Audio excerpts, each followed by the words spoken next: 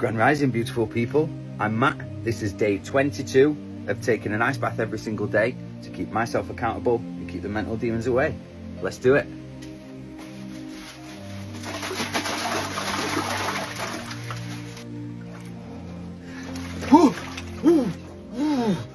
So good morning, guys. Today I want to talk about how to reprogram your mind.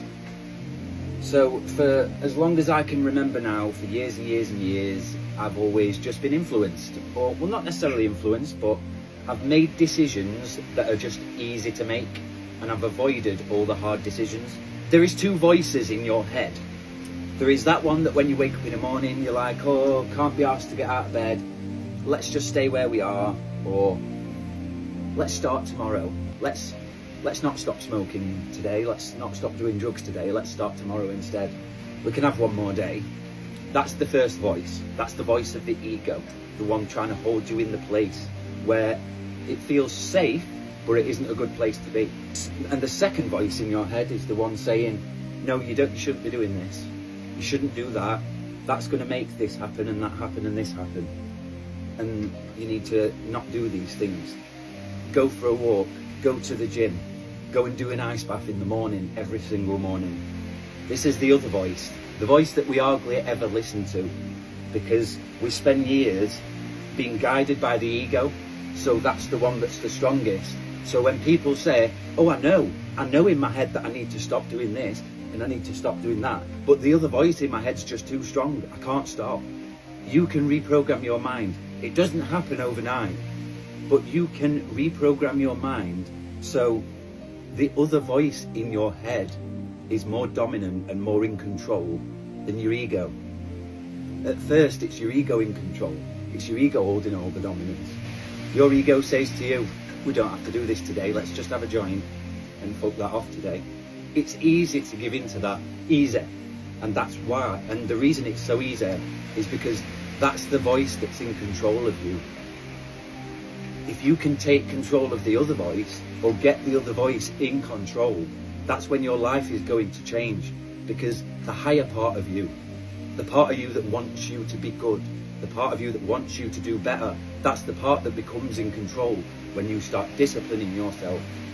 My ego speaks to me every single morning, every morning without fail. You're not doing that ice bath today. No, I am doing that ice bath today. Okay, you're doing that ice bath today, but I'm going to do everything I can to distract you. I'm going to make you need a shit before you get in. I'm going to make you need a piss. I'm going to make you need a fag. I'm going to make you need to go to the shop to get some ice. I'm going to distract you like crazy before you get in that ice bath. And then I'm going to put the thoughts in your head that getting in is going to be painful and horrible. And every morning I sit and think that. But every morning I get in here, and yeah, it takes me a big breath away a little bit, but you get used to it, and eventually, the more that your ego says, okay, fair enough, we are doing that, but I'm still going to distract you, let the distractions happen, because what you notice in there is the ego isn't actually stopping you anymore from doing the good things. It's just saying it's going to distract you as much as it can. Whereas before, it used to be like, no, you're not doing that, let's just have a joint and let's fuck everything else off. That's how it used to be, and I used to listen straight away, no hesitation. The other voice didn't even get a chance to talk. You can reprogram your mind to a point where that better voice becomes your dominant side. And once you get to that level, there's people who will walk around saying that they've known you for years. Like, there'll be family members that have been like, I know what he's like. Nobody knows what I'm like anymore, because this is a side of me that I'm still getting to know. Like, I've always known the old side of me, the liar, the manipulator, the drug abuser, the one that just fitted in, didn't care what I was doing, didn't care how I was hurting people. That was the old me. And the new me is very, very different. If anything, like almost the opposite. But at the same time, I am this new version of me for the first time. So I still have to accept that sometimes I might make mistakes, because nobody gets it right the first time. This is the first time me being this version of myself. First time ever in my life. I've been so many different versions of myself. I've been the worst versions of myself, but I've never experienced the best versions of myself, which is why I do what I do every day. This is why it's day 22. of me taking an ice bath every day, because it's not what my ego wants.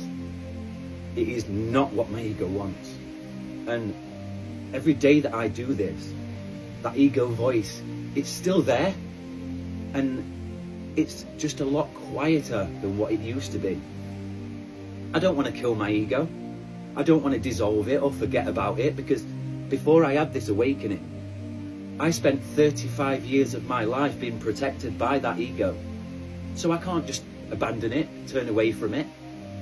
Yes, it did things that were shameful and horrible and lying and wrong, but at the same time, I have to surrender to forgiveness, not just for others, but for myself. And the only way to do that is to understand that my ego was doing what it felt was right at the time to survive. It didn't necessarily mean that it didn't know it wasn't a bad thing. It knew what it was doing was bad, but at the time it didn't care, because it was just in survival mode. And when you're in survival mode, your ego is just doing what it can to help you survive. It's the version of you that you've grew up with that's protected you all this time. So you have to make friends with your ego. Explain to it that you're not going to abandon it. It's not going to feel unloved or abandoned. But you are in control now, and you need to explain that to your ego. You are no longer in control of me.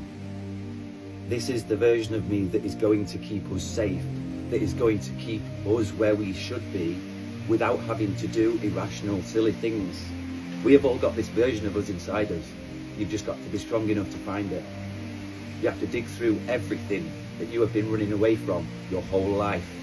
And that is where you're going to find the key to exactly where you want to be. Let's go deep, guys.